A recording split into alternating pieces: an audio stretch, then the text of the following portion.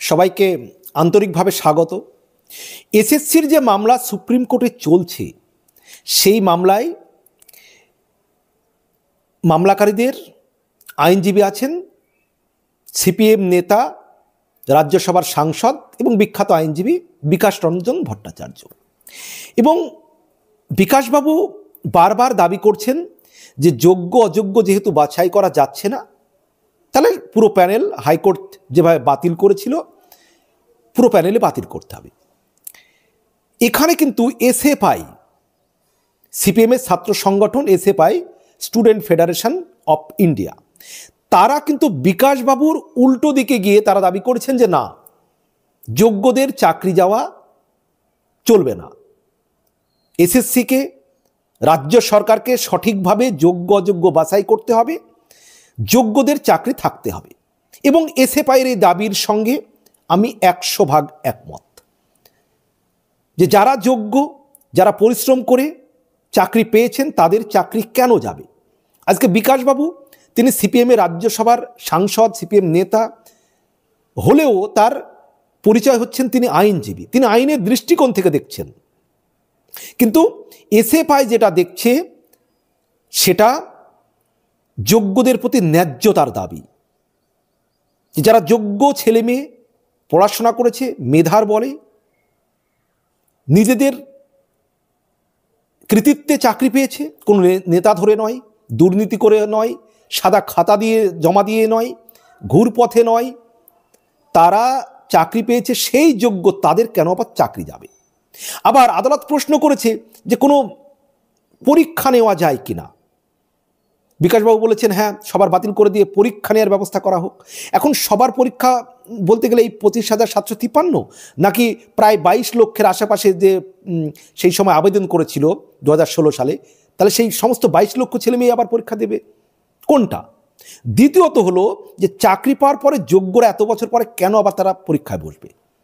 আর একটা মানুষ চাকরি পাওয়ার পরে, আজকে পশ্চিমবঙ্গে যারা চাকরি করছেন তাদেরকে বলুন তো নতুন করে আবার পরীক্ষায় বসে পাশ করতে হবে? আমি বলছি যারা চাকরি করছেন 50% মানুষ পুনরায় যে পদে চাকরি করছেন সেই পদে আবার পরীক্ষা দিয়ে পাশ করে চাকরি পাবেন না। 50% চাকরি পাবেন না। নতুন করে বসুন, আবার যোগ্যতার মাপকাঠি, আবার যোগ্যতা প্রমাণ করে চাকরিতে ফিরে আসুন। পারবেন না, কারণ একটা সময় থাকে, বয়স থাকে পড়াশোনা করার। তারপর সেটা 5-7 বছর চাকরি করার পরে, 8 বছর চাকরি করার পরে, 9 বছর চাকরি করার পরে আবার যদি বলা হয় যে পরীক্ষা দিয়ে আপনি আবার প্রমাণ করুন যে আপনি যোগ্য, এটা খুব কঠিন কাজ, হবে না, এটা সম্ভব নয়। অনেকেই যোগ্যদের মধ্যে অনেকে পাশ করতে পারবেন না। তাই এসএফআইয়ের যে দাবি একেবারে ন্যায় সঙ্গত দাবি যে যোগ্যদের চাকরি যাওয়া চলবে না। কারণ যোগ্য অযোগ্য বাছাই করতে না পারলে তার ব্যর্থতার দায় এসএসসির, রাজ্য সরকারের।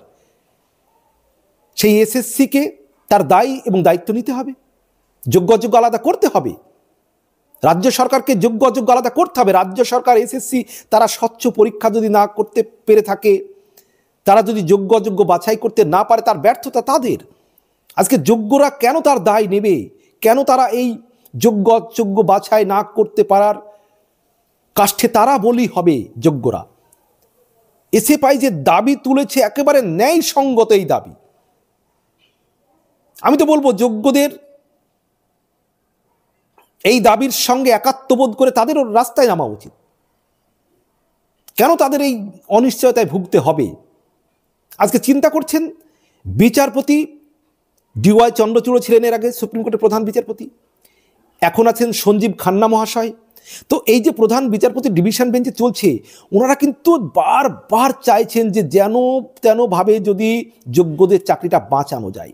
অনেকে বলছেন সুপ্রিম কোর্ট এত দেরি করছে কেন, কিছুই হবে না। ভাই একটা জিনিস বুঝুন, সুপ্রিম কোর্ট ভাবছে এই 25,753 জন ছেলেমেয়ের জীবন, তাদের পরিবারের জীবন, সামাজিক অবস্থান, অর্থনৈতিক জীবন কি অনিশ্চয়তার মধ্যে আছে। হট করে হটকারীর মতো করে সিদ্ধান্ত নিতে পারে না। কোনো চিন্তাশীল বুদ্ধিজীবী মানুষ এই কাজ করতে পারেন না, এতগুলো চাকরিকে হট করে বাতিল করে দেওয়া। তাই সুপ্রিম কোর্ট বারবার চেষ্টা করছেন যদি যোগ্যদের কোনো পথের মাধ্যমে বাঁচানো যায়, কোনো একটা উপায় বের করা যায়, কোনো একটা পথ বের করা যায়, সেটা কিন্তু সুপ্রিম কোর্ট যার জন্য বারবার সময় নিচ্ছে। কিন্তু এসএসসি তাদেরকে বারবার বলা সত্ত্বেও হয় তারা দিতে পারছে না যোগ্য অযোগ্য তালিকা, আর না হলে তারা দিতে চাইছে না কাউকে বাঁচানোর জন্য। আজকে যদি তর্কের খাতিরে ধরি যে অযোগ্য, যেটা সিবিআই রিপোর্ট বলছে যে রাজ্য সরকার মেনেই নিয়েছে 5,000-এর বেশি অযোগ্য। সিবিআই বিভিন্ন এসএসসি বিভিন্ন সময় আদালতে যে রিপোর্ট দিয়েছে সুপ্রিম কোর্টে, তাতে মোটামুটি 7,000 মতো অযোগ্য মোটামুটি তারা স্বীকার করে নিচ্ছে। কিন্তু আবার যে বিভিন্ন রিপোর্ট জমা পড়েছে আদালতে বিভিন্ন দিক থেকে, একজন আইনজীবী দাবি করছেন যে তার মধ্যে থেকে 10,700-কে তারা অযোগ্য হিসেবে খুঁজে পাচ্ছেন অলরেডি। তাহলে আমি যদি ধরি 5,000 হোক, 7,000 হোক, 10,700 হোক, যেটা এসএসসি বিভিন্ন সময় রিপোর্ট দিয়েছে, তার উপর ভিত্তি করে একজন আইনজীবী বলছেন যে 10,700, তাহলে 25,753-এর মধ্যে 10,700 বাদ গেলেও তো 15,000 এখনও থাকছে যোগ্য। তাহলে তাদের চাকরি কেন যাবে? তাই এসএফআই-এর এই দাবি এবং তাদের এই আন্দোলনকে আমি সম্পূর্ণরূপে সমর্থন করছি যে কেন যোগ্যদের চাকরি যাবে। তারা যে বিকাশবাবুর যে অবস্থানের বিরুদ্ধে অবস্থান নিয়েছেন, তারা একদম সঠিক কাজ করেছেন। যোগ্যদের চাকরি কেন যাবে? অন্যদিকে রাজ্য সরকার ব্যস্ত তাদের যাতে ক্যাবিনেট, যারা অতিরিক্ত শূন্য পদ তৈরি করেছিল, তাদের ক্যাবিনেটকে যেন জেলে যেতে না হয়, তাদের বিরুদ্ধে যেন ব্যবস্থা না নেওয়া হয়। তাহলে এই দুর্নীতি করে নিয়োগ করার জন্য দায়িত্ব এসএসসি এবং রাজ্য সরকার, তারা এড়াবে কিভাবে? তাদের বিরুদ্ধে ব্যবস্থা নেবে না কেন? তাহলে তারা কেন যোগ্য অযোগ্যদের তালিকা তথ্য প্রমাণ সহকারে দিচ্ছে না এসএসসি এবং রাজ্য সরকার? আর বিকাশবাবু যেটা বলছেন সবাইকে বাতিল করে দিয়ে আবার পরীক্ষা, বিকাশবাবুকে প্রশ্ন করুন তো যে যারা যারা সরকারি চাকরিজীবী করছে তাদের প্রত্যেককে একবার চাকরির পরীক্ষায় আবার নতুন করে উত্তীর্ণ হতে বলুন তো। কতজন উত্তীর্ণ হয়ে আসেন, কতজন আবার পাশ করে আসেন? একটা সময় থাকে পরিশ্রম করার, সেই সময় মানুষ পরিশ্রম করে চাকরি পায়। তারপর 5 বছর 10 বছর পরে যদি বলা হয় আবার আপনাকে যোগ্যতার প্রমাণ দিতে হবে, আমি বলছি 50% মানুষ যে কর্মক্ষেত্রে আছেন, যিনি যে কর্মক্ষেত্রে আছেন, পাশ করতে পারবেন না। আজকে যোগ্যদের যদি চাকরি যায় তাহলে জানতে হবে তাদের প্রতি অন্যায় করা হলো, অবিচার করা হলো। তাই বিচারপতি বারবার ভাবছেন। আবার যদি যোগ্য অযোগ্য সত্যিকারই বাছাই না করাই যায়, অযোগ্যদের চাকরি তো থাকতে পারে না। আবার আরও একটি কথা বলি, আপনারা আমার এই কথার সঙ্গে একমত হবেন কিনা জানাবেন। আমি অনেক ক্ষেত্রে জানি, কিছু ক্ষেত্রে যে যারা যোগ্য মেধাবী, তারা চাকরি পাওয়ার সমস্ত দিক দিয়ে যোগ্য, কিন্তু যখন তারা দেখছে যে তারা যোগ্যতার বলে পাশ করেছে, অথচ দেখা যাচ্ছে তার আশেপাশে থেকে অযোগ্যরা বিভিন্ন উপায়ে চাকরি পেয়ে যাচ্ছে, এই যোগ্যরাও কিন্তু অনেকে তখন অবৈধ পথ অবলম্বন করে চাকরি নিয়েছে।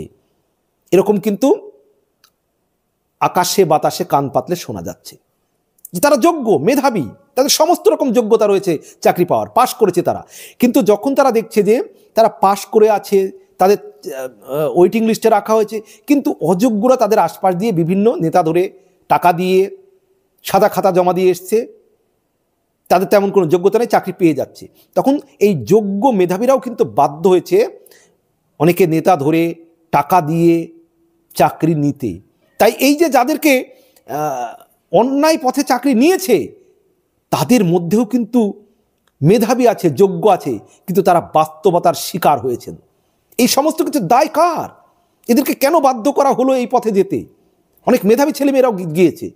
সবাই যে একেবারে অযোগ্য মেধাবী নয় সব ছাত্রছাত্রী, তা কিন্তু নয়। যারা চাকরি করছে অনেকেই যারা অর্থ দিয়ে বা নেতা ধরে চাকরি নিয়েছে, তাদের সবাই মেধাবী নয় এমন কিন্তু নয়।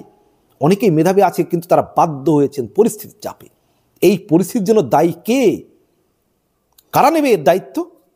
আজকে তাদের সামাজিক মর্যাদা, অর্থনৈতিক জীবন, পারিবারিক জীবন কোন জায়গায় গিয়ে ঠেকবে? তাই এসএফআই-এর দাবি আমি আবারও বলছি, সঠিক দাবি, ন্যায্য দাবি। বিকাশবাবু যেটা বলছেন, কেন যোগ্যদের চাকরি যাবে? কেন? তারা কি অন্যায় করেছে, কি অপরাধ করেছে? তাদের চাকরি কেন থাকবে না? কেন তাদের দিনের পর দিন, রাতের পর রাত অনিশ্চয়তায় কাটাতে হবে?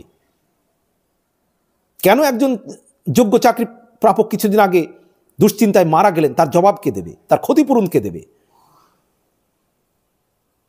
এই দায় নিতে হবে এসএসসিকে, রাজ্য সরকারকে। সম্মানীয় দর্শক, আপনারা কি মনে করেন জানাবেন কমেন্ট বক্সে। বিনীত অনুরোধ রইল, ভালো থাকবেন, সুস্থ থাকবেন, সবার জন্য শুভকামনা।